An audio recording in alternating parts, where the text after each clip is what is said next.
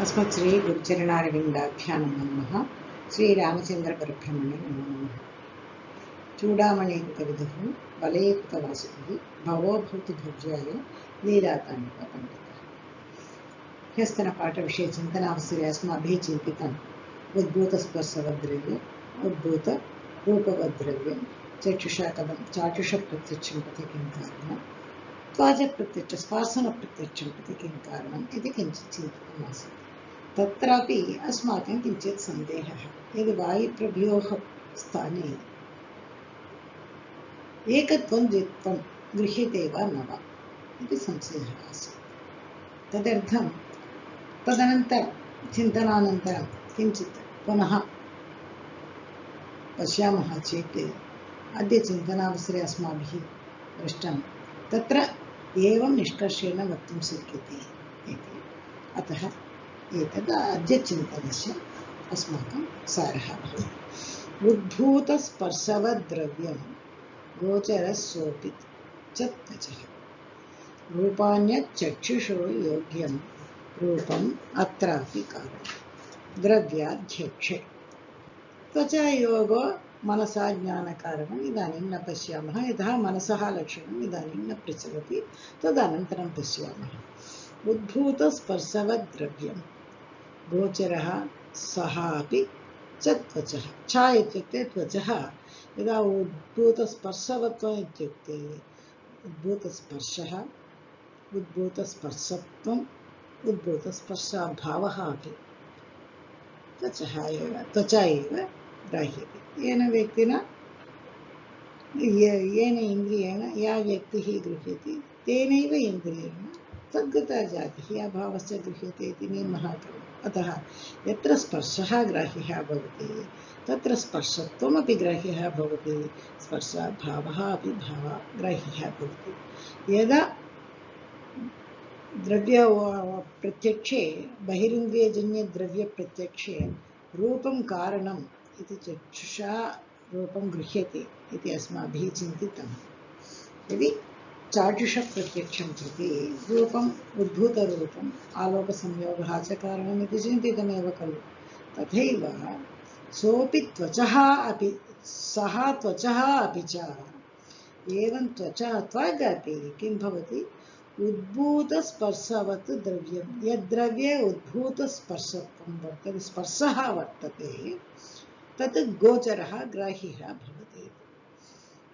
तदैव रूपाण्यच्चक्षुषो योग्यं रूपम् अत्रापि कारणम्। रूपाण्यत् चक्षुषः योग्यं, रूप अन्यत् चक्षुषः योग्यं रूपमिति अस्माभिः चिन्तितमेव खलु। चाक्षुषप्रत्यक्षे रूप अन्यत् इत्युक्ते रूपभिन्नं, रूपभिन्नं तद्विहाय, रूपं विहाय रूपभिन्नम् इत्युक्ते रूपभिन्नत्वमपि वर्तते, रूपत्वभिन्नत्वमपि वर्तते, रूपाभावभिन्नत्वमपि वर्तते।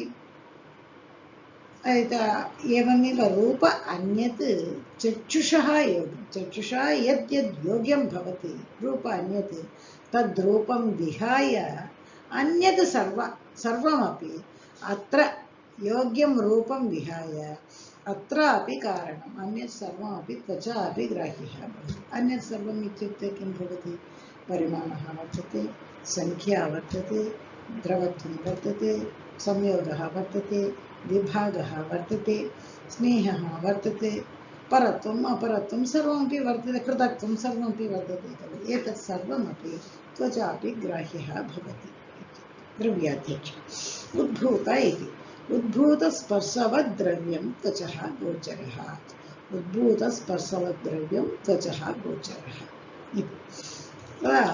सोऽपि इत्युक्ते उद्भूतस्पर्शः अपि, उद्भूत अत्र सोऽपि उक्तं खलु, तत्र उद्भूतस्पर्शः अपि इति स्वीकर्तुं शक्यते। उद्भूतस्पर्शः अपि त्वचः किं भवेत्, स्पर्शत्वादिसहितः, स्पर्शत्वं स्पर्शाभावः वर्तते खलु, तदा स्वीकरणीयं भवति।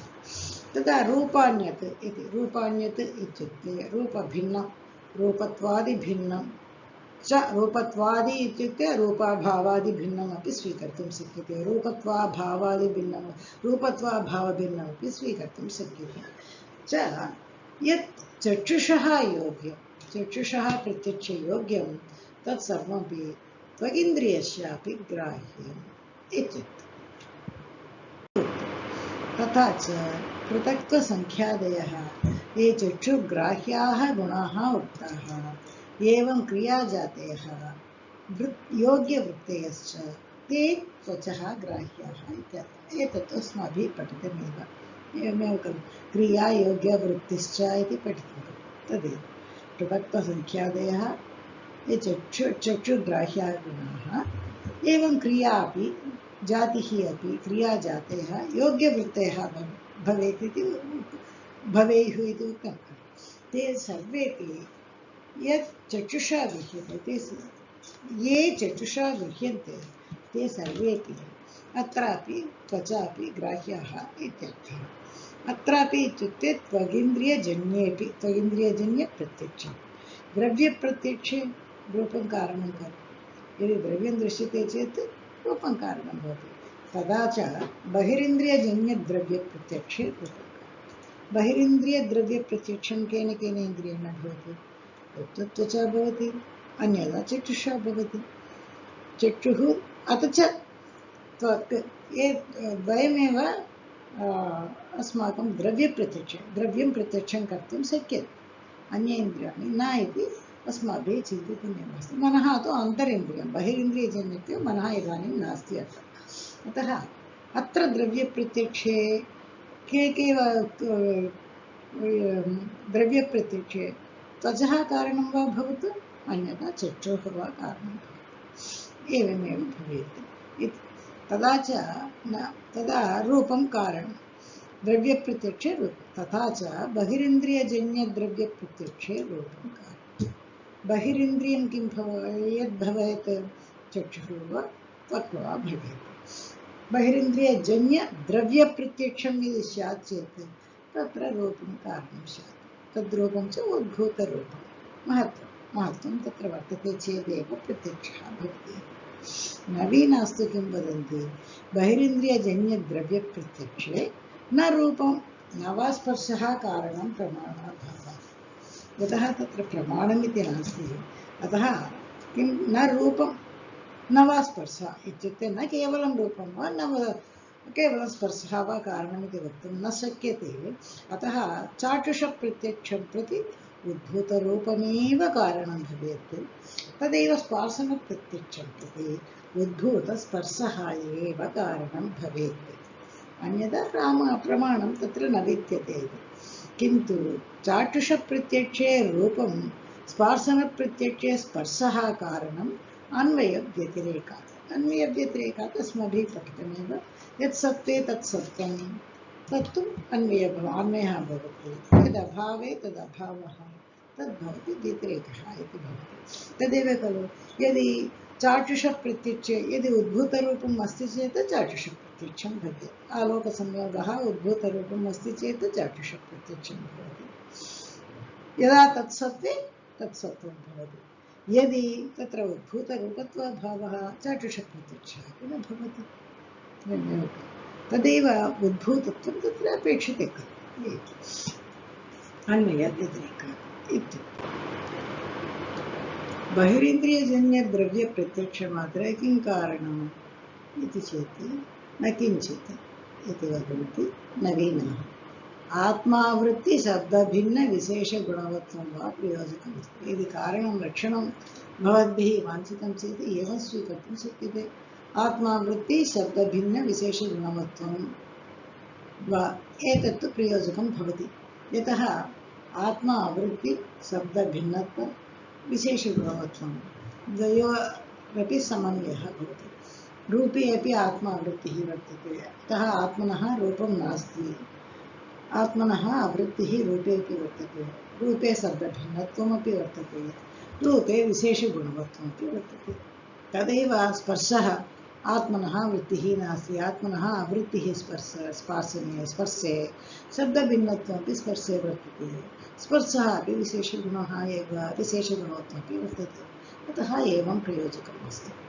तदा प्राचीनाः वदन्ति रूपस्य कारणत्वे लाघवम् इति चेत् प्राचीना वदन्ति रूपस्य कारणत्वे लाघवं रूपमेव कारणं बहिरिन्द्रियजन्यद्रव्यप्रत्यक्षमात्रे रूपं कारणं रूपस्य कारणत्वं वदन्तु भवान् तदेव लाघवं खलु किमर्थम् आत्मनः आवृत्तिः शब्दः शब्दभिन्नत्वं विशेषगुणः विशेषगुणोत्तमं सर्वमपि अयं प्रपञ्चः गुरुभूतं खलु कल्पनाप्रपञ्चः इत्युक्ते न कः वदति नवीनः वायोः त्वगिन्द्रियेण अग्रहणप्रसङ्गात् वायोः त्वगिन्द्रियेण इव रूपस्यैव प्रत्यक्षतायाः कारणं स्यात् वायोः रूपं नास्ति खलु अतः त्वगिन्द्रियेण तस्य अग्रहणमेव भवेत् ग्रहणं न स्यात् खलु तदा प्राचीनः इष्टापत्तिः इति चेत् अस्माकम् इष्टापत्तिः वयं वदामः खलु प्राचीनानां वायुः प्रत्यक्षः न भवति वायुः अन्मेयः एव भवति तेषां मते अतः ते वदन्ति वयं वदामः खलु वायोः रूपं नास्ति तत्र प्रत्यक्षं न भवति इति अस्माकम् इष्टापत्तिरेव खलु इत्युक्ते तदा नवीनाः किं वदन्ति यदि उद्भूतरूपत्वमेव कारणमिति भवान् रूपः एव कारणमिति भवान् वदति उद्भूतरूपमेव प्रत्यक्षमात्रे उद्भूतरूपमेव कारणं स्यात् तदर्थं वयमपि वदामः उद्भूतस्पर्शः एव लाघवात् कारणमस्ति यदि रूपस्य कारणत्वे लाघवमिति भवान् वदति वयमपि वदामः उद्भूतस्पर्शः यस्मिन् द्रव्ये रूपत्वं रूपं वर्तते उद्भूतरूपं यस्मिन् द्रव्ये वर्तते तत्र उद्भूतस्पर्शः अपि वर्तते खलु द्वयमपि वर्तते अत्र उद्भूतरूपं वर्तते यस्मिन् द्रव्ये तत्र उद्भूतस्पर्शः अपि अवश्यं भवेत् अतः उद्भूतस्पर्शः एव लाघवात् कारणं भवेत् इति नवीनानां मते वादः उद्भूतस्पर्शस्य प्रत्यक्षजनने द्रव्यबहिरिन्द्रियजन्यप्रत्यक्षे उद्भूतस्पर्शस्यैव कारणता लाघवमेव खलु इति नवीनानां वादः तदा प्राचीना किं वदति प्रभायाः अप्रत्यक्षत्वे तु यदि प्रभा वर्तते खलु यदि रूपं न स्वीक्रियते भवद्भिः स्पर्शत्वमेव स्वीक्रियते यतः यद्द्रव्ये रूपं भवति उद्भूतरूपं तद्द्रव्ये उद्भूतस्पर्शः अपि भवति इति भवान् वदति प्रभा वर्तते खलु प्रभायाः अप्रत्यक्षत्वे तु प्रभा तु न प्रत्यक्षं भवति खलु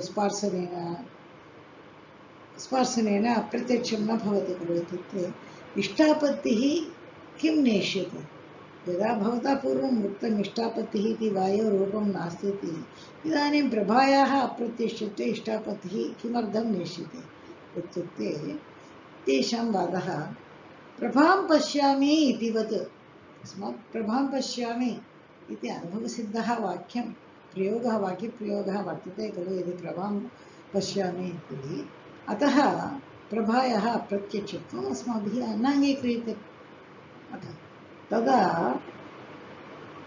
नवीनवादाः नव्यनैयायिकः किं वदति वायोः स्पृशामि इत्यपि प्रत्ययः वर्तते तदपि व्यवहारः स्पृशामि इति स्पर्शनमपि तदा वर्तते खलु सम्भवात् द्वयोः अपि प्रत्यक्षं सम्भवत्येव अतः द्वयोः अपि प्रत्यक्षं आश्रयस्यापि प्रत्यक्षं भवेत् यदा स्पर्शं प्रत्यक्षं वर्तते चेत् आश्रयस्यापि वायोः अपि प्रत्यक्षं स च भवेदेव खलु अतः किं वदामः चाक्षुषप्रत्यक्षं प्रति उद्भूतरूपं स्पर्शनप्रत्यक्षं प्रति उद्भूतस्पर्शः कारणम् इति वदामः अतः बहिरिन्द्रियजन्यद्रव्यप्रत्यक्षमात्रे न रूपस्य न वा स्पर्शस्य हेतुः द्वयमपि एवं केवलं रूपस्य वा केवलं स्पर्शस्य वा नास्ति यत्र चाक्षुषप्रत्यक्षं वर्तते तत्र उद्भूतरूपस्य आवश्यकता वर्तते यत्र स्पर्शनप्रत्यक्षः तत्र उद्भूतस्पर्शस्यापि हेतुत्वं वर्तते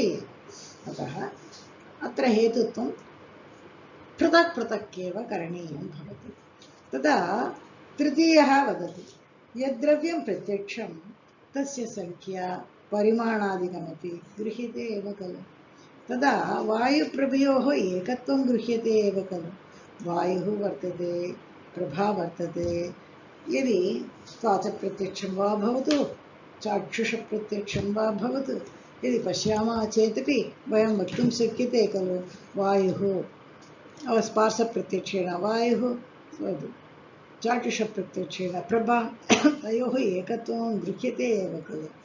एका प्रभा इदानीम् अत्र अस्ति इति वक्तुं शक्यते। वायुः इदानीम् एकः वायुः भाति इत्यपि वक्तुं शक्यते। तदैव क्वचित् द्वित्वादिकमपि गृह्यते। द्वित्वादिकम् इत्युक्ते अपेक्षाबुद्धिः, अयमेकः वायुः, अयमेकः वायुः, अयम् एका प्रभा, अयमेका प्रभा, अस्मिन् गृहे एका प्रभा, तत्र एका प्रभा इति वक्तुं शक्यते। तदैव उत्तरस्यां दिशि वायुः वाति, तदैव प्राग्दिशायामपि वायुः वाति इति वक्तुं शक्यते। तत्रापि द्वित्वस्यापि प्रत्यक्षः भवेदेव खलु। किन्तु क्वचित् इति पश्यामः चेत् सर्वत्र तु एकत्वस्य द्वित्वस्य तु प्रत्यक्षं भवेदेव। किन्तु क्वचित् संख्यापरिमाणादिषु अग्रहः प्रत्यक्षत्वं न भवति। अग्रहः न गृहीतुं शक्यते चक्षुषा वा स्पर्शनप्रत्यक्षं वा चाक्षुषप्रत्यक्षं वा न भवेत्। तत्र किम् इत्युक्ते तत्र किञ्चित् प्रतिबन्धकः इन्द्रियाणां वर्तते। तेन इन्द्रियेण तद् ग्रहीतुं न शक्यते। तत् इन्द्रियस्य दोषः, तत्र प्रतिबन्धकत्वं वर्तते, तदेव दोषादेव न गृह्यते। अन्यथा तु वायुप्रभयोः एकत्वमपि गृह्यते, द्वित्वमपि गृह्यते। अतः संख्यादिकं परिमाणादिकं सर्वमपि गृह्यते एव इति स्वीकरणीयम्। द्वयोर्मतयोः तत्र समाधानम् आसीत्। धन्यवादाः।